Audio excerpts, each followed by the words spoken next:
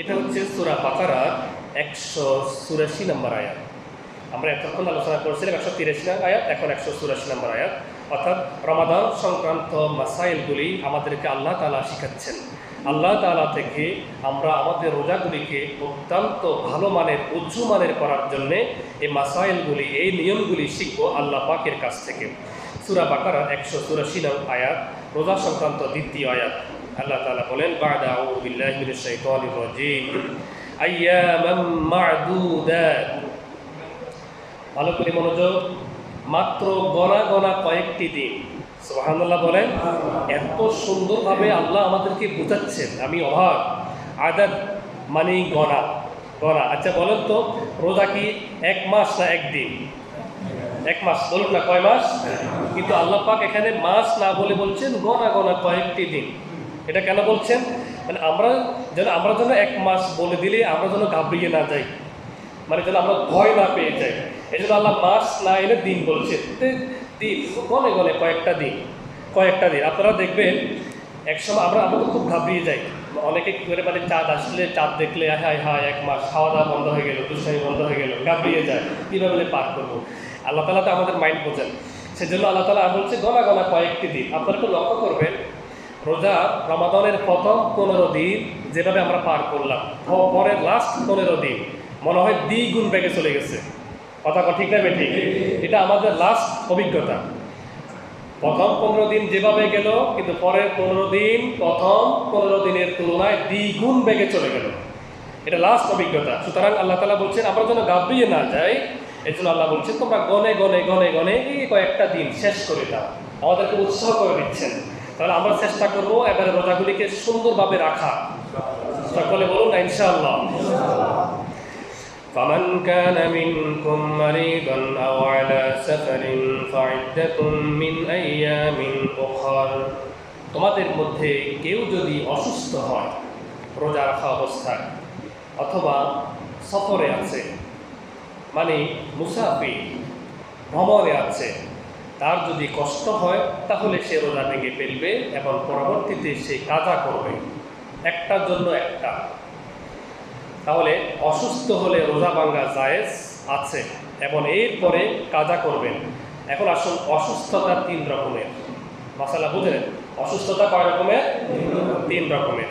প্রথম, 1 রকমের অসুস্থতা আছে, এটা ম্যানেজ করা যায়, এত বেশি কষ্ট হয় না, রোজা রাখা যায়। তাহলে এই রকম অল্প অসুস্থতায় রোজা রাখার চেষ্টা করা উত্তম। এই গেল 1। 2 নম্বর অসুস্থতা হলো আপনি ভালোই অসুস্থ, খুবই কষ্ট হচ্ছে, আপনাকে ওষুধ খাওয়া লাগবে। তাহলে এই সময় রোজা ভেঙে ফেলা যাবে। আল্লাহ তাআলা আমার প্রতি, আপনার প্রতি জুলুম করতে চান না। যদি আল্লাহ তাআলা আমাকে সুস্থ করে দেন তাহলে আমি পরবর্তীতে এই রোজাটা কাজা করব। তাহলে কত নাম্বার গেল? 2 নাম্বার। এখানে কোনো কনফিউজ নেই, মানে আমি রোজাটাকে ভেঙে ফেলবো, অসুস্থ, কষ্ট করে রাখবেন। না, আল্লাহ আপনাকে ছাড় দিয়েছেন। আল্লাহ আপনাকে বলছেন আপনি অসুস্থ, রোজাটাকে ভেঙে ফেলুন। আপনি ভেঙে ফেললেন, আল্লাহর ছাড় দেওয়াটাকে, আল্লাহর হুকুমটাকে আপনি গ্রহণ, এটা আল্লাহর হুকুম, এটাকে আপনি মানলেন। আবার আপনি যখন সুস্থ হলেন, পরে আপনি রোজাটাকে রাখলেন, রমাদানে রাখলে যে সওয়াব হবে আল্লাহ আপনাকে ওই সওয়াবে দান করবেন। সুবহানাল্লাহ, এর কোনো কমতি হবে না। আর 3 নম্বর অসুস্থতা হচ্ছে, কেমন অসুস্থতা জানেন? মানে যার ভালো হওয়ার কোনো আশা নেই, একদম বুড়া হয়ে গিয়েছে, অনেক বয়স হয়ে গিয়েছে, রোগে ধরেছে, ডায়াবেটিস, ব্লাড প্রেশার অনেক তুঙ্গে, এমনকি ক্যান্সারের মতো রোগে যদি সে আক্রান্ত হয়, অর্থাৎ এমন অসুস্থতা, যে অসুস্থতা বার্ধক্য বলুন বা মরণব্যাধি রোগ বলুন, তাকে আর সুস্থ হওয়ার কোনো আশা নাই, কিন্তু জীবনটা আছে, কিন্তু সুস্থ হওয়ার কি নাই? আশা নাই। এক্ষেত্রে কি হবে? আল্লাহ তাআলা কি বলছেন? وعلى الذين يطيقونه فدية طعام مسكين। আর যাদের পক্ষে অসম্ভব হয়, রাখতে পারে না, এত অসুস্থ, বয়সে বার্ধক্য তাকে একেবারে কাহিল করে ফেলেছে, বড় রোগে তাকে আক্রান্ত করে ফেলেছে, তার অসুস্থ হওয়ার কোনো লক্ষণ নেই, আশা নেই, তাহলে কি করবেন? তাহলে তাকে আল্লাহ তাআলা বলছেন তুমি ফিদিয়া দাও। ফিদিয়া তাআমু মিসকিন, মিসকিনদেরকে খাওয়ানোর জন্য ফিদিয়া দাও, যেটাকে আমরা বলে থাকি কাফারা। বলুন না কি বলে থাকি? কাফারা। এটাকে কোরআনের ভাষা বলা হচ্ছে যে ফিদিয়া। ফিদিয়া দাও মানে কাফারা দাও। এখন এই ফিদিয়া দেওয়ার ক্ষেত্রে দুইটা রিকমেন্ডেশন আছে। 2 বেলা খাওয়ানোর জন্য, 2 বেলা একটা রোজার জন্য 2 বেলা খাওয়ার মূল্য দিয়ে দিলে ভালো হয়। অনেক সময় দেখা যায় আপনি আপনার ঘরে টাইম টু টাইম এই ইফতারের পরে এসে খাওয়া, আবার সেহরির সময় আসি খাওয়া, এটা একটা ঝামেলা হয়ে যায়, কষ্ট হয়ে যায়, যে আসবে তারও কষ্ট হয়। এক্ষেত্রে মূল্যটা দিয়ে দিলে কি হয়? ভালো হয়। বলুন না, মূল্য দিয়ে দিলে ভালো হয়। মাসালা বোঝেন। 1। 2 নাম্বার হচ্ছে কি পরিমাণ দিবেন? 1 ফিতরা পরিমাণ। 1 ফিতরা পরিমাণ দিয়ে দিলে হয়ে যাবে। 2 বেলা সিস্টেম করে দিলে ভালো, যে ইফতারের পরে খাবে এবং সেহরির পরে খাবে, অর্থাৎ 2 বেলা যেন সে পেট ভরে খেতে পারে। এটাকে ফিদিয়া কাকে দিবেন আর কে খেতে পারবে, কাকে দিবেন? যারা যাকাত খাবে, যারা সাদাকা খায়, যারা ফিতরা খায়, এরকম ফকির মিসকিনদেরকে আপনারা এটা এই ফিদিয়া দিয়ে দিবেন। কয় ভাগে ভাগ করা যায়? কি একজনকে দিবেন নাকি আপনি চাইলে আর কয়েকজনকে দেওয়া যাবে? আপনার এক্ষেত্রে আপনি কি একজনকে দিবেন না 10 জনকে দিবেন? এই ব্যাপারে কোনো রেস্ট্রিকশন নেই, যে কয়জনকে মনে চায় আপনি ভাগ করে দিতে পারবেন।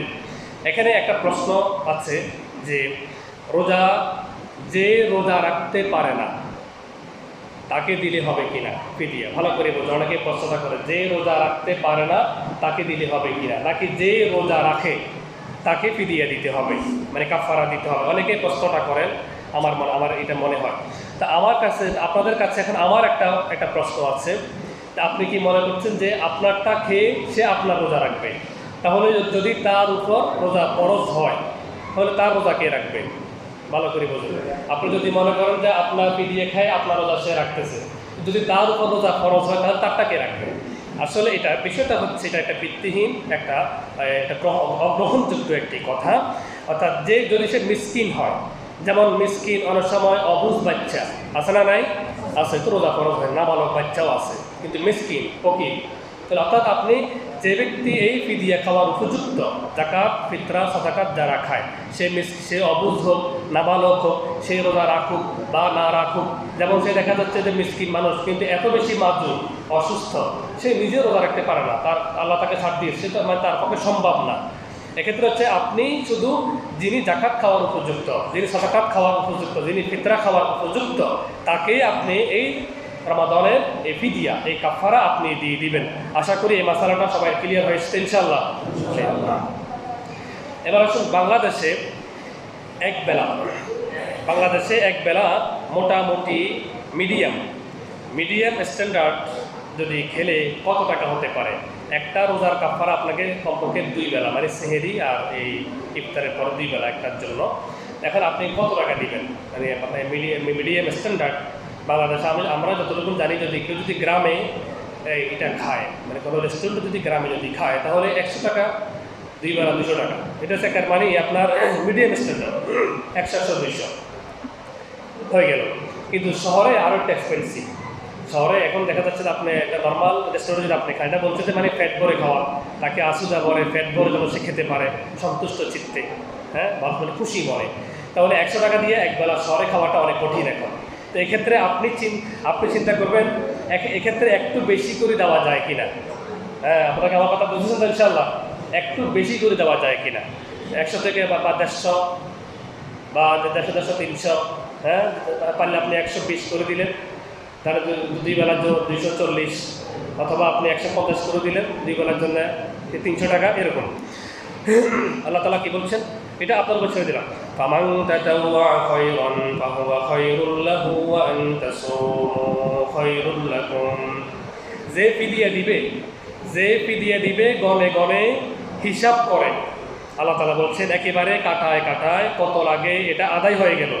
কিন্তু কেউ যদি দেওয়ার সময় একটু বেশি করে দেয় সেটা ভালো। সেটা কি ভালো? আল্লাহ বলছেন ফামান তাতাওয়া খায়রান ফাহুয়া খায়রুল লাহু, যদি একটু বেশি এক্সট্রা দিয়ে দেয় এটা তার জন্য ভালো। ওয়া আন তাসুমু খায়রুল লাকুম, আর অসুস্থ অবস্থায় যারা পারে রোজা রাখতে এটাও তাদের জন্য ভালো। ইন কুনতুম তা'লামুন, যদি তোমরা সত্যি বোঝো রোজার মধ্যে যে কি নিয়ামত আছে, আল্লাহর কোনো বান্দা যদি আল্লাহর সন্তুষ্টির জন্য একদিন রোজা রাখে, তাহলে আল্লাহ রাসূল বলছেন জাহান্নাম তার থেকে 70 বছর দূরে সরে যায়। সুবহানাল্লাহ, 70 বছর দূরে সরে যায় জাহান্নাম তার কাছ থেকে একটা রোজার বিনিময়ে। আরও তো কত পুরস্কার এই রোজার। আল্লাহ বলছেন আস-সাওমুলি ওয়া আনা আজজি বিহি, রোজাটা আমার, এর পুরস্কার আমি আল্লাহ আমার বান্দাকে দিব। সুবহানাল্লাহ। তাহলে আমরা আজকে সূরা বাকারার এই 2টা আয়াত আমরা শেষ করলাম ইনশাআল্লাহ।